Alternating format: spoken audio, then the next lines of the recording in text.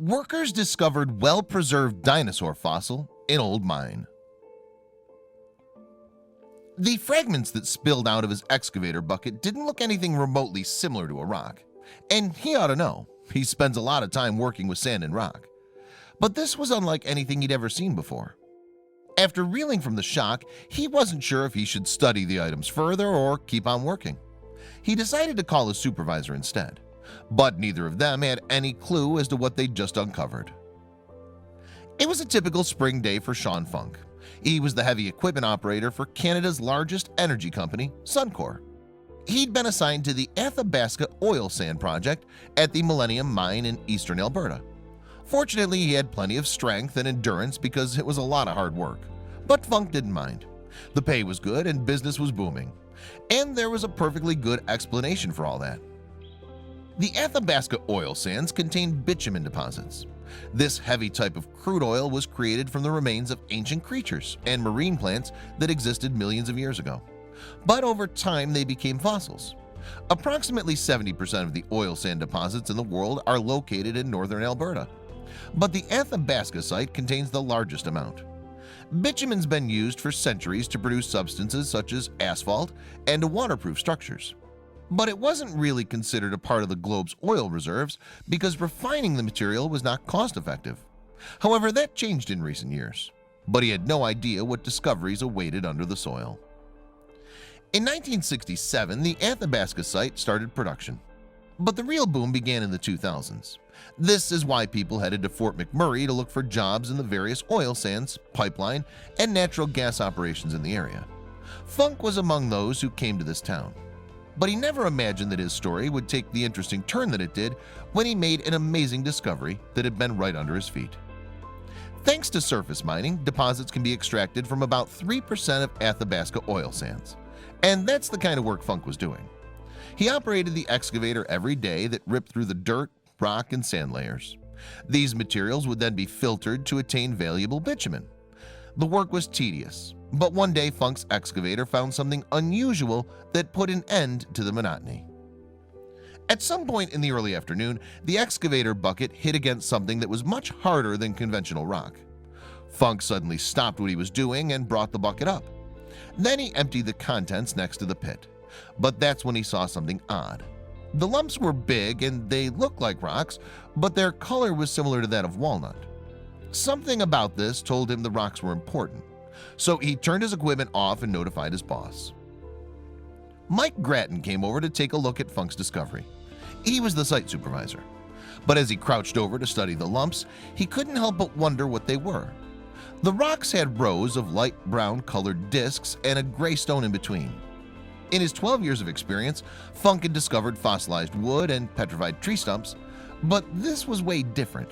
"We gotta get this checked out," Grattan told Funk. And that's when the men were truly petrified. "It was definitely nothing we'd ever seen before," said Funk. He and Grattan decided to reach out to the higher-ups about this odd-looking discovery. The company contacted the Royal Tyrrell Museum of Paleontology in Drumheller, which was about 420 miles from the site. The men were convinced they'd uncovered an ancient relic. The museum sent Dr. Donald Henderson, who's a dinosaur curator, and Darren Tankey, a veteran tech, to check out the unusual stones. Suncor paid for their flight expenses, but the real work was still ahead of them. The lumps were examined by Henderson and Tankey to see if they were parts of a dinosaur fossil. To do that, they had to extract all the remains. Suncor excavators lent the two men several hands in order to dig through the rock. They worked in 12-hour shifts. Eventually, the fossil was finally removed from the rock face, all except for the bottom part, and that would prove to be a challenge too. The excavators had managed to wear down the rock to a 15,000-pound protuberance where the fossil had remained for millions of years. Now they had to get it out, so the team dug 2 tunnels underneath the stone block and added wood beams within. This allowed them to whittle down the remaining rocks. Then they placed slings on the end of the beams to lift the whole structure from the ground. But disaster struck when the machine was activated. The beams didn't rise upward, instead they split to the sides. This caused the rock to collapse under its weight. The entire team was disappointed by this setback. They hoped that they could preserve whatever was left. To do this, they protected them by covering the pieces in burlap and plastic. Then they loaded the items onto a truck. The rest was up to the museum staff. Only they would know what this odd fossil was, but the process would take years. Separating a fossil from its rocky prison is a lot like sculpting. It takes a lot of time and tons of attention to expose the remains. You almost have to fight for every millimeter, said Mark Mitchell, the museum's fossil preparators. It took Mitchell 7,000 hours of hard work and 5 years to liberate the fossil from the rock. All that time and hard work had definitely paid off in the end. As it turned out, Funk had discovered a dinosaur fossil, and it was a rare find indeed. The fossil belonged to a Nodosaur, a newly discovered species and genus of the Ankylosaur. But that wasn't the most extraordinary thing about this. The fossil's scales, armor, and skin had remained well preserved. We don't just have a skeleton, explained Caleb Brown, a museum researcher. We have a dinosaur as it would have been. But how did it stay so well preserved for so many years? Paleontologists believe that the Nodosaur was around during the Cretaceous period. At this time, Alberta was separated from British Columbia by the ocean. Its climates were also warm and humid. Experts believe that the Nodosaur was caught by a flooding river and wound up on the open ocean where it sank. Its body was then engulfed by mineral-rich mud at the bottom of the sea.